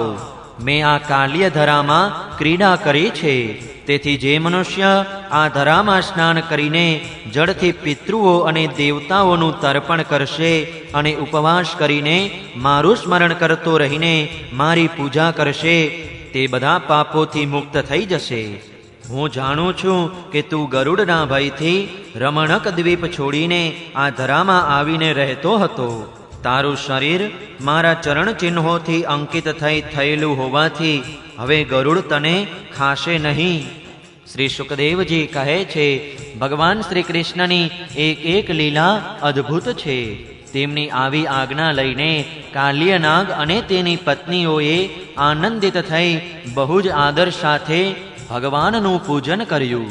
તેમણે દિવ્ય વસ્ત્રો, પુષ્પમાળા, મણિ, બહુ કિંમતી આભૂષણો, દિવ્ય ગંધ અને ચંદન તથા ઉત્તમ કમળની માળાથી જગતપતિ સ્વામી ગરુડધ્વજ ભગવાન શ્રી કૃષ્ણનું પૂજન કરીને તેમને પ્રસન્ન કર્યા. ત્યાર પછી બહુ જ પ્રેમથી તેમની પરિક્રમા કરી વંદના કરી અને તેમની પાસેથી જવાની આજ્ઞા લીધી. પછી પોતાની પત્નીઓ, પુત્રો અને ભાઈ બંધુઓની સાથે રમણક દ્વીપ કે જે સર્પોને રહેવાનું સ્થાન છે ત્યાં જવા નીકળી ગયો. લીલા મનુષ્ય ભગવાન શ્રી કૃષ્ણની કૃપાથી યમુનાજીનું જળ માત્ર વિષહીન જ નહીં બલકે તે જ સમયે અમૃત જેવું મધુર થઈ ગયું. દશમા સ્કંધ પૂર્વાર્ધ અંતર્ગત કાલિય મોક્ષ નામનો 16મો અધ્યાય સમાપ્ત. જય શ્રી કૃષ્ણ. ઓમ નમો ભગવતે વાસુદેવાય. 17મો અધ્યાય કાલિયના યમુના ધરામાં આવવાની કથા તથા ભગવાનનો વ્રજવાસીઓને દાવાનળથી બચાવવું. રાજા પરીક્ષિતે પૂછ્યું, કાલિયનાગે નાગોના નિવાસસ્થાન રમણદ્વીપને કેમ છોડ્યો હતો અને તેણે એકલાએ જ ગરુડજીનો શો અપરાધ કર્યો હતો? શ્રી શુકદેવજીએ કહ્યું, પરીક્ષિત, પૂર્વકાળમાં ગરુડજીને ઉપહારના રૂપમાં પ્રાપ્ત થનારા સર્પોએ એવો નિયમ કર્યો કે પ્રત્યેક માસના નક્કી કરેલા વૃક્ષ નીચે ગરુડને એક સર્પની ભેટ આપવામાં આવે. આ નિયમ મુજબ દરેક અમાસના દિવસે બધા સર્પો પોતાની રક્ષા માટે મહાત્મા ગરુડજીને પોતપોતાનો ભોગ આપતા રહેતા હતા. તે સર્પોમાં કદ્રુનો પુત્ર કાલિયનાગ પોતાના વેશ અને બળના અભિમાનમાં ચકચૂર બની ગયો હતો. તેણે ગરુડનો પરાભવ કરીને પોતે તો બલિ આપવાનું બાજુ પર રહ્યો, બીજા સર્પો જે ગરુડને બલિ આપતા હતા તેમને પણ ખાઈ જતો હતો. પરીક્ષિત, આ સાંભળીને ભગવાનના પ્રિય પાર્ષદ શક્તિશાળી ગરુડને ભારે ક્રોધ ઉત્પન્ન થયો. તેથી તેમણે કાલિયનાગને મારી નાખવાના વિચારથી અતિવેગથી તેના પર આક્રમણ કર્યું. વિષધર કાલિયનાગે જોયું કે ગરુડજી વેગપૂર્વક મારા પર આક્રમણ કરવા આવી રહ્યા છે ત્યારે તે પોતાની 101 ફણાઓ ફેલાવીને દંશ મારવા તેમના પર તૂટી પડ્યો. તેની પાસે શસ્ત્રો તો હતા માત્ર દાંત, તેથી તેણે દાંતોથી ગરુડજીને દંશ માર્યો. ત્યારે તે પોતાની ભયંકર જીભના લપકારા લઈ રહ્યો હતો. તે સમયે મોટે મોટેથી શ્વાસ લઈ રહેલા તે કાલિયનાગની આંખો અગ્નિ જેવી ભયંકર લાગતી હતી. તાર્ક્ષ્યનંદન ગરુડજી વિષ્ણુ ભગવાનના વાહન છે અને તેમની ગતિ અને પરાક્રમ અપાર છે. કાલ્યનાગની આ મૂર્ખતા જોઈને ગરુડજીને બહુ ક્રોધ આવ્યો. તેમણે કાલ્યનાગને પોતાના શરીરથી ઝાપટ મારી ફેંકી દીધો અને પોતાની સોનેરી ડાબી પાંખથી તેના પર બહુ જોરથી પ્રહાર કર્યો. તેમની પાંખોની થાપટથી કાલ્યનાગ ઘાયલ થઈ ગયો. તે ગભરાઈને ત્યાંથી નાઠો અને યમુનાજીના ધરામાં આવી ગયો. યમુનાજીનો આ ધરો ગરુડજી માટે અગમ્ય હતો. સાથે સાથે તે એટલો ઊંડો હતો કે તેમાં કોઈ જઈ શકતું ન હતું. આ સ્થાન પર એક દિવસ ક્ષુધાતુર ગરુડજીએ યમુનાજીમાંથી બળપૂર્વક એક મત્સ્યને ઉપાડી લીધો. ત્યારે ત્યાં તપ કરી રહેલા શૌભરી ઋષિએ ગરુડજીને રોક્યા, પણ તેમણે તેમની વાત ન માની અને મત્સ્યને ખાઈ ગયા. તેના કારણે જળચર જીવો અત્યંત દુઃખી અને ચિંતાતુર થઈ ગયા. તેમની દશા જોઈને મહર્ષિ શૌભરીજીને દયા આવી અને તેમણે ગરુડજીને શાપ આપી દીધો કે તે ફરી ક્યારેય આ ધરામાં આવીને માછલા ખાશે તો તે જ ક્ષણે તે પ્રાણહીન થઈ જશે. પરીક્ષિત, મહર્ષિ શૌભરીના આ શાપની વાત કાલિયનાગ સિવાય બીજો કોઈ સર્પ જાણતો ન હતો. તેથી તે ગરુડના ભયથી ત્યાં રહેવા લાગ્યો હતો અને હવે ભગવાન શ્રી કૃષ્ણે તેને નિર્ભય કરીને ત્યાંથી રમણદ્વીપમાં મોકલી દીધો. પરીક્ષિત, આ બાજુ ભગવાન શ્રી કૃષ્ણ દિવ્ય માળા, ગંધ, વસ્ત્ર, બહુમૂલ્ય મણિ અને સુવર્ણના આભૂષણોથી વિભૂષિત થઈને તે ધરામાંથી બહાર આવ્યા. તેમને જોઈને બધા જ વ્રજવાસીઓ એ રીતે ઊભા થઈ ગયા જેમ પ્રાણ આવવાથી ઇન્દ્રિયો સચેત થઈ જાય. બધા ગોવાળોને આનંદ થઈ ગયો. તેઓ બહુ જ પ્રેમ અને પ્રસન્નતાથી પોતાના પ્રિય કનૈયાને હૃદય સરખા ભેટવા લાગ્યા. પરીક્ષિત, યશોદાજી, રોહિણીજી, નંદ બાવા, ગોપીઓ અને ગોવાળો બધા જ શ્રી કૃષ્ણને પ્રાપ્ત કરીને સચેત થઈ ગયા. તેમનો મનોરથ સફળ થઈ ગયો. બલરામજી તો ભગવાનનો પ્રભાવ જાણતા જ હતા. તેઓ શ્રી કૃષ્ણને હૃદયે લગાડીને હસવા લાગ્યા. પર્વતો, વૃક્ષો, ગાયો, બળદો, વાછડા બધા જ આનંદમગ્ન થઈ ગયા. ગોવાળોના કુલગુરુ બ્રાહ્મણો તેમની પત્નીઓ સાથે આવ્યા અને નંદ બાવાને કહેવા લાગ્યા, નંદજી, તમારા લાલાને કાલિયનાગે પકડી લીધો હતો. તે છૂટીને આવી ગયો એ મોટા સૌભાગ્યની વાત છે. શ્રી કૃષ્ણ મૃત્યુના મુખમાંથી પાછા આવ્યા તે નિમિત્તે તમે બ્રાહ્મણોને દાન આપો.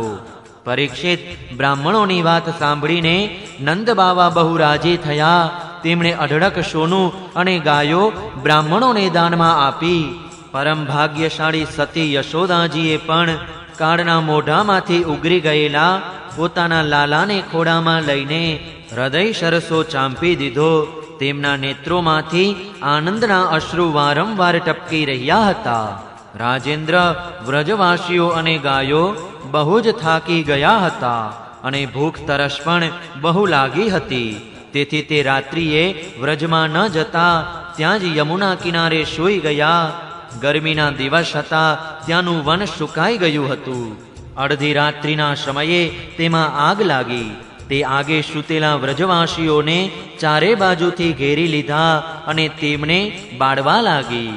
આગની જ્વાળાઓથી વ્રજવાસીઓ ગભરાઈને ઊભા થઈ ગયા અને લીલા મનુષ્ય ભગવાન શ્રી કૃષ્ણની શરણમાં ગયા. તેમણે કહ્યું, પ્રિય કૃષ્ણ, શ્યામ સુંદર, મહાભાગ્યશાળી બલરામ, તમારા બંનેનું બળ પરાક્રમ અનંત છે. જુઓ જુઓ, આ ભયંકર અગ્નિ તમારા સંબંધી એવા અમને ભસ્મ કરવા ઈચ્છે છે. તમારામાં બધું સામર્થ્ય છે. અમે તમારા સુહૃદ છીએ. તેથી આ પ્રલયકાલ જેવા ભયંકર અગ્નિથી અમને બચાવો. પ્રભુ, અમે મૃત્યુથી ડરતા નથી, પરંતુ આપના અભય આપનારા ચરણોને અમે છોડવામાં અસમર્થ છીએ. ભગવાન અનંત છે. તે અનંત શક્તિઓને ધારણ કરે છે. તે જગદેશ્વર ભગવાન શ્રી કૃષ્ણે જ્યારે જોયું કે મારા સ્વજનો આ રીતે દુઃખી થઈ રહ્યા છે, ત્યારે તેઓ તે ભયંકર અગ્નિનું પાન કરી ગયા અને ગોપ બાળકોની રક્ષા કરી. દશમા સ્કંદ પૂર્વાર્ધ અંતર્ગત દાવાગ્નિ મોચન નામનો 17મો અધ્યાય સમાપ્ત. જય શ્રી કૃષ્ણ. ઓમ નમો ભગવતે વાસુદેવાય. 18મો અધ્યાય પ્રલંબાસુરનો ઉદ્ધાર. શ્રી સુકદેવજી કહે છે, પરીક્ષિત, હવે આનંદ પામેલા, સૌ સ્વજનોથી વીંટાયેલા અને તેમના મુખેથી પોતાની કીર્તિની ગાથા સાંભળતા ગોધનથી શોભતા શ્રી કૃષ્ણ વ્રજમાં પધાર્યા. આ પ્રમાણે પોતાની માયાથી ગોવાળિયા જેવો વેશ બનાવીને રામ અને શ્યામ વ્રજમાં ક્રીડા કરી રહ્યા હતા. ત્યારે જીવને ન રૂચે એવો ગ્રીષ્મ ઋતુનો સમય આવ્યો. પરંતુ જલથી પરિપૂર્ણ શીતલ જળાશયોવાળા વૃંદાવનમાં જાણે વસંત ઋતુનું સૌંદર્ય પથરાયેલું હતું. તેનું કારણ એ હતું કે અહીં પરમ મધુર ભગવાન શ્રી કૃષ્ણ અને બલરામજી બિરાજતા હતા. વૃંદાવનમાં સતત વહી રહેલા શીતળ જલના ઝરણાઓમાંથી નીકળતા કલકલ શબ્દોમાં તમરાનો તીક્ષ્ણ જણકાર દબાઈ જતો હતો. ત્યાંના વૃક્ષોની હાડમાળાઓથી સૌંદર્યપૂર્ણ વૃંદાવન વિલસી રહ્યું હતું. જ્યાં જુઓ ત્યાં લીલી લીલી ધરોથી ધરતી હરિયાળી બની ગઈ હતી. નદીઓ, સરોવરો અને ઝરણાઓનો સ્પર્શ કરીને જે વાયુ પ્રસરી રહ્યો હતો તેમાં લાલ પીળા તાજા ખીલેલા, પહેલાના ખીલેલા શ્વેત કમળ, ઉત્પલ નામના કમળોના પરાગ રેણુને હરી લાવતો સુગંધિત શીતળ વાયુ વૃંદાવન વિહારી ગોપ બાળકો ભગવાન શ્રી કૃષ્ણ, બલરામ ભૈયા અને ગોધનને ગ્રીષ્મના તાપનો અનુભવ થવા દેતો ન હતો. નદીઓ જલરાશિથી ભરપૂર હતી. તેની ઉત્તુંગ લહેરો કિનારાઓને સ્પર્શ કરતી હતી. તે લહેરો રેતાળ નદી કિનારા સાથે ટકરાઈને તેમને સ્વચ્છ બનાવી રહી હતી. તેના કારણે આજુબાજુની જમીન ભેજવાળી રહેતી હોવાથી સૂર્યનો પ્રચંડ તાપ પણ ત્યાંની જમીન અને હરિયાળા ઘાસને સૂકવી શકતો ન હતો. વૃંદાવનમાં ચારે બાજુ પુષ્પો લચી રહ્યા હતા. જ્યાં જુઓ ત્યાં સુંદરતા વિખરાયેલી હતી. ક્યાંક રંગબેરંગી પક્ષીઓ મધુર કલરવ કરી રહ્યા હતા, તો ક્યાંક જાત જાતના હરણાઓ છલાંગો ભરી રહ્યા હતા. ક્યાંક મોર ટહુકા કરી રહ્યા હતા, તો ક્યાંક ભ્રમરો ગુંજાર કરી રહ્યા હતા. ક્યાંક કોયલો કુહુ કુહુ કરી રહી હતી, તો ક્યાંક સારસ પક્ષીઓ પોતાનો આગવો આલાપ છેડી રહ્યા હતા. આવું રળિયામણું વન જોઈને શ્યામ સુંદર શ્રી કૃષ્ણ અને ગૌર સુંદર શ્રી બલરામજીને તેમાં વિહાર કરવાની ઈચ્છા થઈ. આગળ આગળ ગાયો અને પાછળ પાછળ ગ્વાલ બાળકો અને વચ્ચે પોતાના મોટા ભાઈ સાથે વાંસળી વગાડતા શ્રી કૃષ્ણ, રામ, શ્યામ અને ગોપકુમારો તરુવરોના નવા કોમળ પલ્લવો, મોરપીંછ, પુષ્પની માળાઓ અને ગેરુ વગેરે ધાતુઓથી ઉત્તમ શોભાયમાન થઈ નૃત્ય કરવા લાગ્યા. કોઈ તાલ ઠોકવા લાગ્યા, તો કોઈ કુસ્તી લડવા લાગ્યા અને કોઈ ગાવા લાગ્યા. જ્યારે શ્રી કૃષ્ણ નૃત્ય કરતા ત્યારે થોડા ગોપકુમારો ગાવા લાગતા અને થોડા વાંસળી શૃંગવાદ્યો વગાડતા. કેટલાક હાથેથી જ તાલ પૂરતા અને કેટલાક વાહ વાહ કરીને પ્રશંસા કરતા. પરીક્ષિત, તે સમયે નટ જેવા પોતાના નાયકની બધા પ્રશંસા કરતા હતા. અને કેટલીક વાર દેવતાઓ ગોપકુમારોનું રૂપ લઈને ત્યાં આવતા અને ગોપ જાતિમાં જન્મ લઈને છુપાયેલા બલરામ અને શ્રી કૃષ્ણની સ્તુતિ કરતા. વાંકડિયા વાળથી શોભતા શ્રી કૃષ્ણ અને બલરામ ક્યારેક એકબીજાનો હાથ પકડીને ગોળ ગોળ કૂદડી ફરતા, ક્યારેક કૂદકા મારવાની હરીફાઈ કરતા, એકબીજા ઉપર કૂદી જતા અને ક્યારેક એકબીજાને ઉચકીને ફેંકી દેતા, તો ક્યારેક સાથળ ઠોકીને મલ્લ કુસ્તીના દાવ રમતા, તો ક્યારેક દોરડા ખેંચવાની હરીફાઈ કરતા. ક્યારેક ક્યારેક જ્યારે બીજા ગોપબાળો નાચતા ત્યારે શ્રી કૃષ્ણ બલરામ ગીતો ગાતા અને વાંસળી અથવા શૃંગવાદ્ય વગાડતા. અને મહારાજ ક્યારેક વાહ વાહ કરીને તેઓ ગોપકુમારોની પ્રશંસા કરતા. ક્યારેક એકબીજા પર બીલા, જાયફળ અથવા આંબળાના ફળ ફેંકતા, ક્યારેક એકબીજાની આંખો બંધ કરીને છુપાઈ જતા અને પાછળથી તેને શોધતા.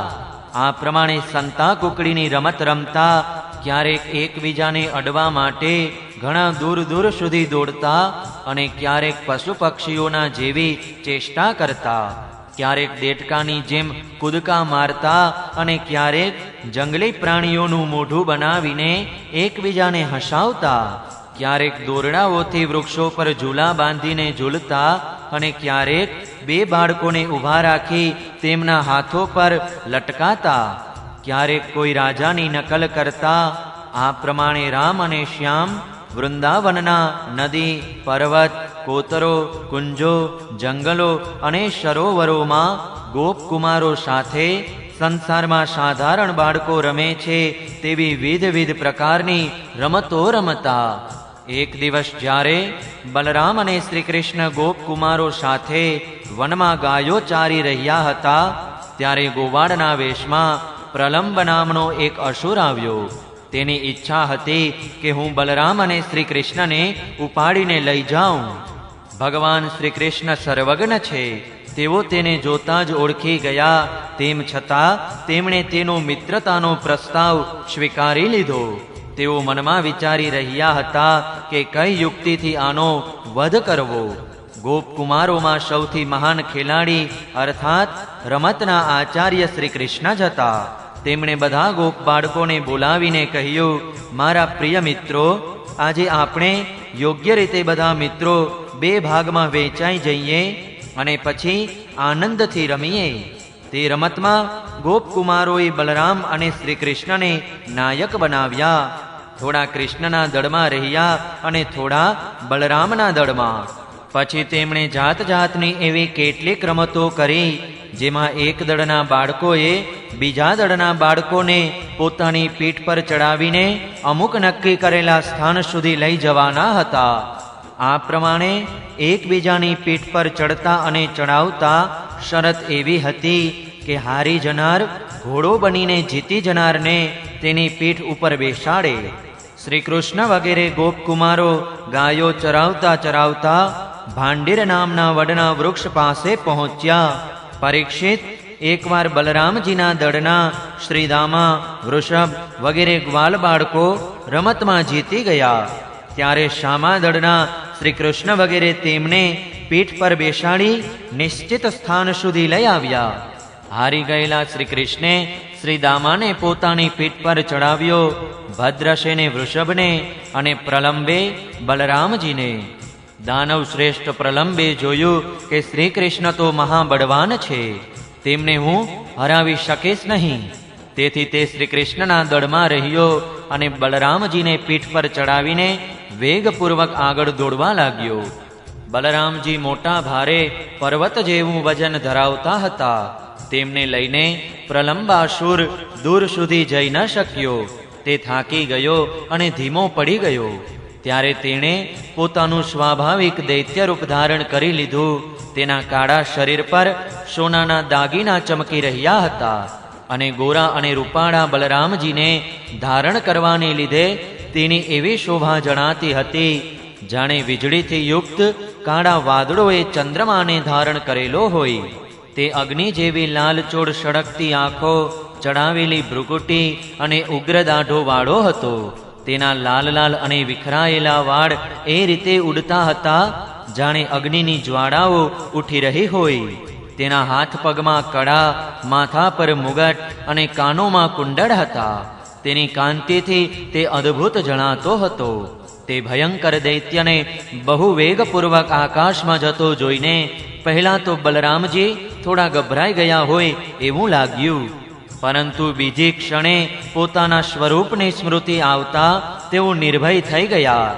બલરામજીએ જોયું કે જાણે કોઈ ચોર કોઈનું ધન ચોરીને લઈ જાય, તે જ પ્રમાણે આ શત્રુ મને ચોરીને આકાશ માર્ગે લઈ જઈ રહ્યો છે.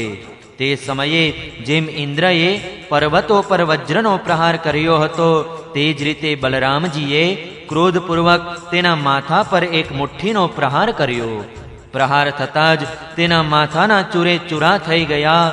તે મુખથી લોહી ઓકવા લાગ્યો, અચેત થઈ ગયો અને ભયંકર ચીસો પાડતો પ્રાણહીન થઈને પૃથ્વી પર પડી ગયો. બલરામજી પરમ બલવાન હતા. જ્યારે ગોપકુમારોએ જોયું કે આમણે પ્રલંબાસુરને મારી નાખ્યો, ત્યારે બધા આશ્ચર્યચકિત થઈને વારંવાર વાહ વાહ કહેવા લાગ્યા. ગોપકુમારો પ્રેમથી વિહવળ થઈ ગયા અને બલરામજીના માટે શુભકામનાઓની વૃષ્ટિ કરવા લાગ્યા અને જાણે મરીને પાછા આવ્યા હોય એવા ભાવથી આલિંગન કરીને પ્રશંસા કરવા લાગ્યા. ખરેખર બલરામજી એના અધિકારી જ છે. પ્રલંબાસુર પાપની પ્રત્યક્ષ મૂર્તિ હતો. તેના મૃત્યુથી દેવતાઓને બહુ આનંદ થયો. તેઓ બલરામજી ઉપર પુષ્પો વર્ષાવા લાગ્યા અને બહુ સારું કર્યું, બહુ સારું કર્યું એમ કહીને તેમની પ્રશંસા કરવા લાગ્યા. દશમા સ્કંધ પૂર્વાર્ધ અંતર્ગત પ્રલંબવદ નામનો 18મો અધ્યાય સમાપ્ત. જય શ્રી કૃષ્ણ. ઓમ નમો ભગવતે વાસુદેવાય. 19મો અધ્યાય ગાયો અને ગોવાળોને દાવાનળથી બચાવવા. શ્રી શુકદેવજી કહે છે, પરીક્ષિત, તે સમયે જ્યારે ગોપકુમારો રમતમાં ડૂબી ગયા હતા, ત્યારે તેમની ગાયો કુમળું અને લીલું ઘાસ જોઈને લાલચથી ચરતી ચરતી અત્યંત ગીચ વનમાં દૂર ચાલી ગઈ. વિયાયા વિનાની ગાયો, એકવાર વિયાયેલી ગાયો અને વધારે વાછડાવાળી ગાયો જ્યારે બીજા વનમાં ચાલી ગઈ અને ગરમીના કારણે વ્યાકુળ થઈ ગઈ, તે બધી ગાયો બેશુદ્ધ જેવી થઈને અંતે મુંજ ઘાસના જંગલમાં ચાલી ગઈ. જ્યારે શ્રી કૃષ્ણ, બલરામજી વગેરે ગોપકુમારોએ જોયું કે અમારી ગાયો તો ક્યાંય દેખાતી નથી, ત્યારે તેમને પોતાની રમતો ઉપર ભારે પસ્તાવો થયો. તેમને બહુ જ શોધવા છતાં ગાયોનો પત્તો ન લાગ્યો. ગાયો જ તો તેમની આજીવિકાનું સાધન હતી. ગાયો ન મળવાથી તેઓ અચેત જેવા થઈ ગયા. હવે તેઓ ગાયોની ખરીઓ અને દાંતથી ખાધેલા ઘાસના ચિહ્નો દ્વારા શોધતા શોધતા આગળ વધ્યા. છેવટે તેમણે જોયું કે તેમની ગાયો મુંજાટવીમાં રસ્તો ભૂલીને ભાંભરી રહી છે.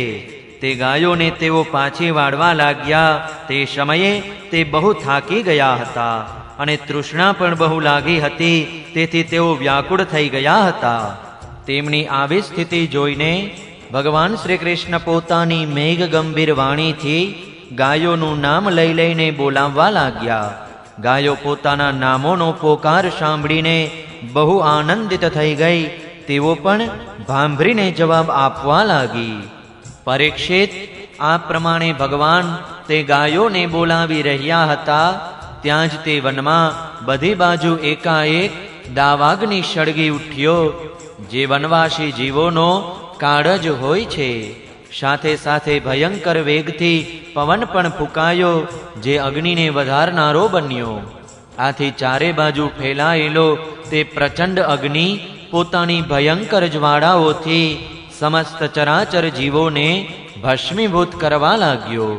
જ્યારે ગોવાળો અને ગાયોએ જોયું કે દાવાનળ ચારે બાજુથી વધીને અમારી તરફ આવી રહ્યો છે, ત્યારે તે અત્યંત ભયભીત થઈ ગયા અને મૃત્યુના ભયથી ડરી ગયેલા જીવો જે રીતે ભગવાનના શરણમાં આવે છે, તે જ રીતે તેઓ શ્રી કૃષ્ણ અને બલરામજીના શરણાગત થઈને તેમને પોકારીને કહેવા લાગ્યા, મહાવીર શ્રી કૃષ્ણ, પ્યારા શ્રી કૃષ્ણ, પરમ બળશાળી બલરામ, અમે તમારા શરણાગત છીએ.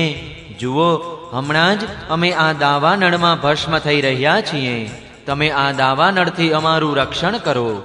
શ્રી કૃષ્ણ, જેના તમે ભાઈ બંધુ અને સર્વસ્વ છો, તેમને તો કોઈ પ્રકારનું કષ્ટ ન થવું જોઈએ. બધા ધર્મોને જાણવાવાળા શ્યામ સુંદર, તમે જ અમારા એકમાત્ર રક્ષક અને સ્વામી છો. અમને માત્ર તમારો જ ભરોસો છે. શ્રી શુકદેવજી કહે છે, પોતાના મિત્ર ગોપકુમારોના અત્યંત દીન વચન સાંભળીને ભગવાન શ્રીહરિ કહેવા લાગ્યા, ડરો નહીં, તમે તમારી આંખો બંધ કરી દો. ભગવાનની આજ્ઞા સાંભળીને તે ગોવાળોએ કહ્યું, બહુ સારું, અને આંખો બંધ કરી દીધી. ત્યારે યોગેશ્વર ભગવાન શ્રી કૃષ્ણ તે ભયંકર અગ્નિનું પોતાના મુખેથી પાન કરી ગયા અને આ પ્રમાણે તેમને આ ઘોર સંકટમાંથી છોડાવ્યા. ત્યાર પછી જ્યારે ગોપકુમારોએ પોતાની આંખો ખોલીને જોયું ત્યારે પોતાને ભાંડીરવડ પાસે જોયા. આ પ્રમાણે પોતાને અને ગાયોને દાવાનળમાંથી બચી ગયેલા જોઈને તેઓ ભારે વિસ્મિત થઈ ગયા. ભગવાન શ્રી કૃષ્ણની આ યોગ સિદ્ધિ તથા યોગ માયાના પ્રભાવને અને દાવાનળમાંથી પોતે ઉગરી ગયા તે જોઈને તેઓ એવું સમજ્યા કે આ શ્રી કૃષ્ણ કોઈ દેવતા છે. પરીક્ષિત, સાયંકાળ તથા બલરામજીની સાથે ભગવાન શ્રી કૃષ્ણે ગાયો પાછી વાળી અને વંશીનાદ કરતા રહીને તેમની પાછળ પાછળ વ્રજ તરફ ચાલી નીકળ્યા. તે સમયે ગોપકુમારો તેમની સ્તુતિ કરતા આવી રહ્યા હતા. આ બાજુ વ્રજમાં ગોપીજનોની શ્રી કૃષ્ણ વિના એક એક ક્ષણ 100 યુગ જેવી બની રહી હતી. જ્યારે ભગવાન શ્રી કૃષ્ણ પધાર્યા ત્યારે તેમના દર્શન કરીને તે પરમ આનંદમાં મગ્ન થઈ ગયા. 10મા સ્કંદ પૂર્વાર્ધ અંતર્ગત દાવાગ્નિપાન નામનો 19મો અધ્યાય સમાપ્ત. જય શ્રી કૃષ્ણ. ઓમ નમો ભગવતે વાસુદેવાય. 20મો અધ્યાય વર્ષા અને શરદ ઋતુનું વર્ણન. શ્રી સુખદેવજી કહે છે, પરીક્ષિત, ગ્વાલ બાળકોએ ઘેર પહોંચીને પોતાની માતા, બહેનો વગેરે સ્ત્રીઓને શ્રી કૃષ્ણ અને બલરામજીએ જે કંઈ અદ્ભુત કર્મ કર્યા હતા, દાવાનળમાંથી તેમને બચાવવા, પ્રલંબાસુરનો વધ કરવો વગેરે બધી હકીકત કહી સંભળાવી. મોટા મોટા વૃદ્ધ ગોવાળો અને ગોવાલણો પણ રામ અને શ્યામની અલૌકિક લીલાઓ સાંભળીને આશ્ચર્યમાં પડી જતા હતા. તે બધા એવું માનવા લાગ્યા કે શ્રી કૃષ્ણ અને બલરામના વેશમાં કોઈ બહુ મોટા દેવો જ વ્રજમાં પધાર્યા છે. ત્યાર પછી વર્ષા ઋતુનું શુભાગમન થયું.